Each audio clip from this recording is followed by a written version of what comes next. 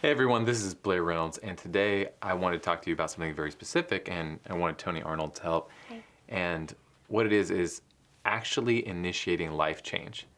And not just life change, because life change is such a nebulous term. It's so ethereal and broad, and nobody really understands what that means. And even if life change happens, most of the time we fall back on whatever we changed. Something, we'll lose a lot of weight and then we'll gain it all back, or we do really well in one area of our lives for a period of time, but then we always seem to elastic rubber band back into that initial place that we were before.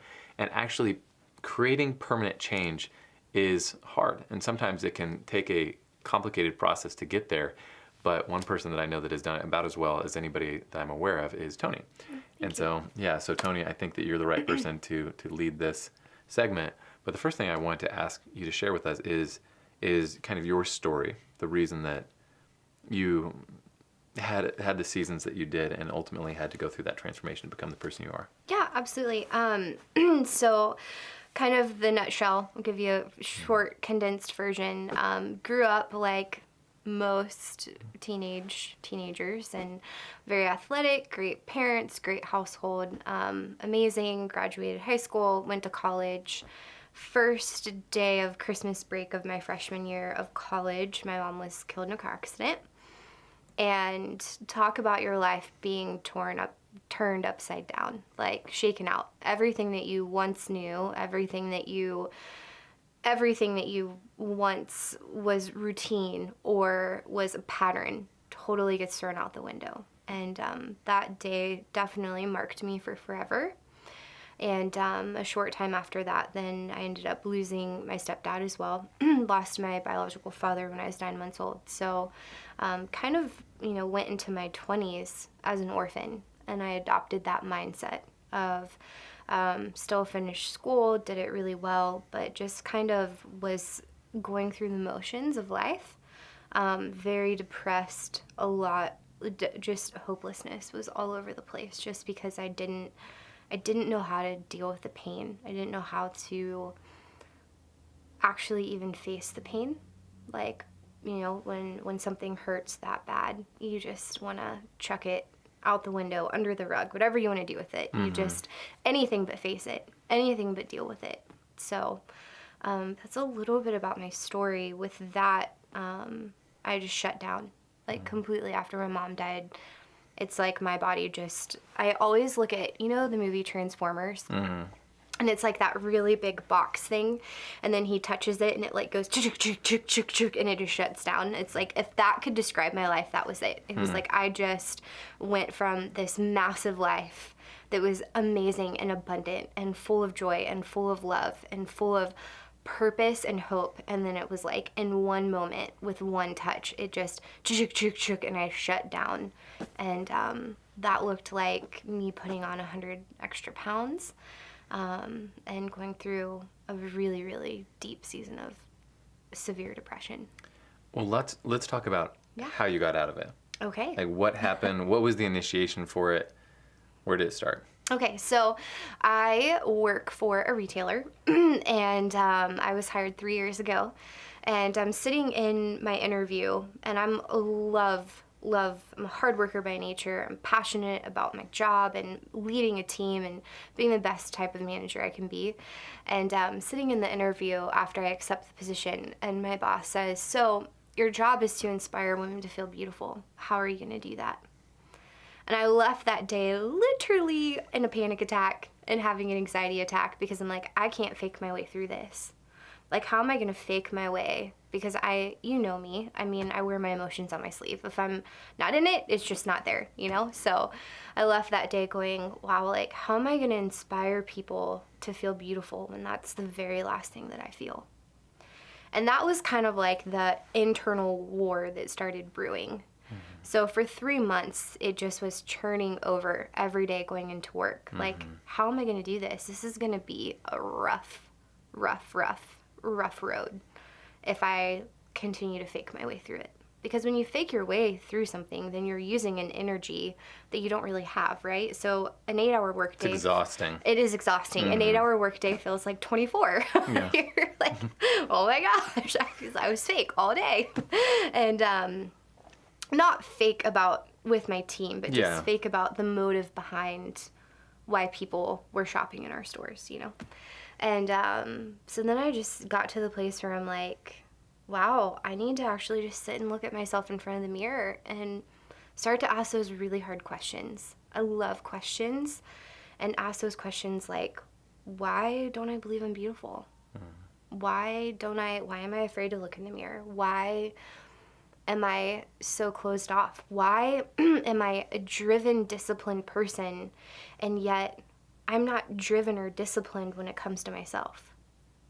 Like, why am I doing things for other people that I don't take time to do for myself?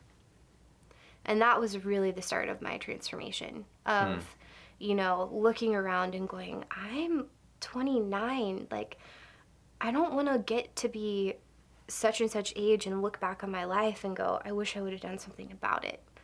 Like, I have the time, I have the resources.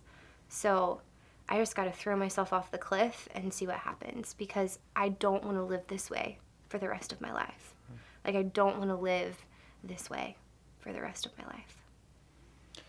And one of the things that impressed me about your story is you didn't just lose the weight, Right. but you actually went through an emotional transformation as well. And you were very cognizant of how you needed your emotions to be in place before all this was going on. So can you talk to us about that? I know you have terminology for it. I'd love to hear it. Yeah, absolutely. So I think it's like anything, is why is the best question you could ever ask. So, Toni, why did you become overweight? Toni, why have you stayed overweight? Okay, so then you jot that down. Well, why? Because I'm afraid to face pain. You know, why have I stayed overweight? Because I'm afraid of loss. I'm afraid of feeling pain. So I literally took on the mindset that if I reject myself first, then I won't ever have to feel pain or rejection or loss ever again. Because I, you know, definitely don't want to ever get another phone call like I got the day that my mom died. And so just really identifying what was really operating inside of me, you know, and realizing that, wow, like, weight was really just my partnership. You know, what you give power to will manifest. And so I had partnered with rejection. I had partnered with fear. I had partnered with trauma. I had partnered with hopelessness and depression. And that manifested in weight. So because our bodies are amazing. Like, our bodies will always respond to what's going on internally. Our bodies will always want to protect us. And so I had to look at the walls and go, it's not about the pounds on the scale. It's about what each pound actually represents. It's about what that actually looks like. So it turned into way more of an emotional journey. I mean, yes, I push myself at the gym, and yes, I work out very hard, but it turned into, you know, I don't want my body to go anywhere that my heart hasn't went first. And that looks like asking myself really hard questions and spending time in pain, not being afraid of it. So I've cried more the past 3 years than I think I have my entire life. And just giving myself permission, you know, to turn on, like, loving myself and believing good things about my life. Yeah.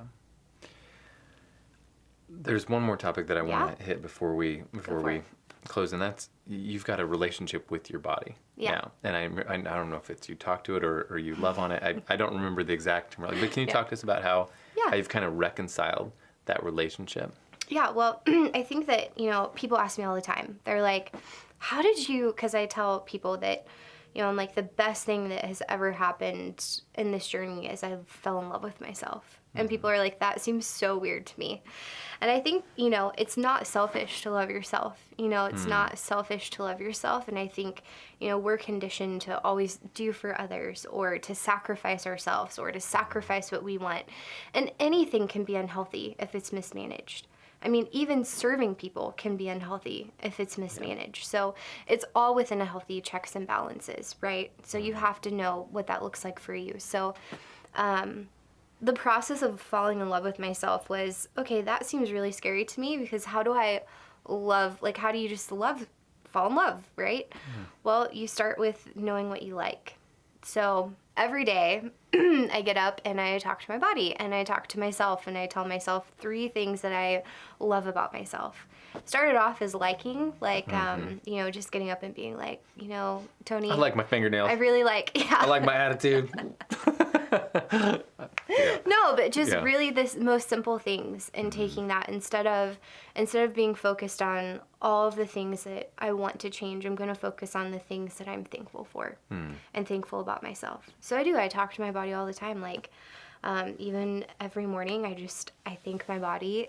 That sounds so weird, but it's all with your heart and your mind too. Yeah. So thank you, body. Like, thank you for protecting me. Thank you for being strong. Like, I bless you to be your best. I bless you to be exactly who you were meant to be. Like, and I constantly am telling my body, I like lay hands on my body literally, and I'm like, body, you're safe. Like, because for me, that's been the biggest thing, is I just didn't feel safe because of the pain.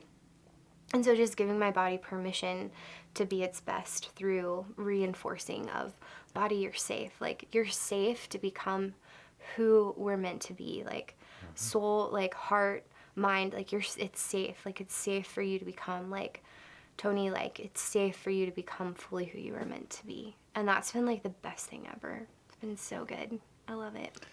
That is so good, and I love it as well. And I think if people are listening closely, Yeah. they recognize it's not about weight at all. Yeah. And it's, everybody has these kind of areas in their life Right. that they might be manifesting. It just looks different.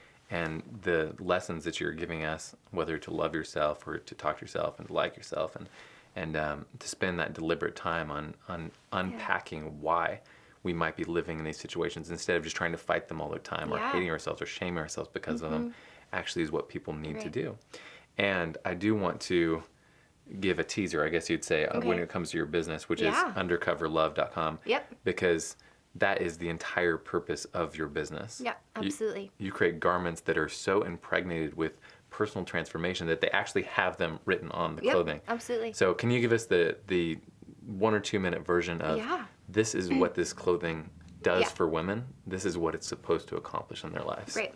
So, as you know, I've always had a heart for clothing and fashion. And I mean, if there's a shopping marathon, I'm going to win.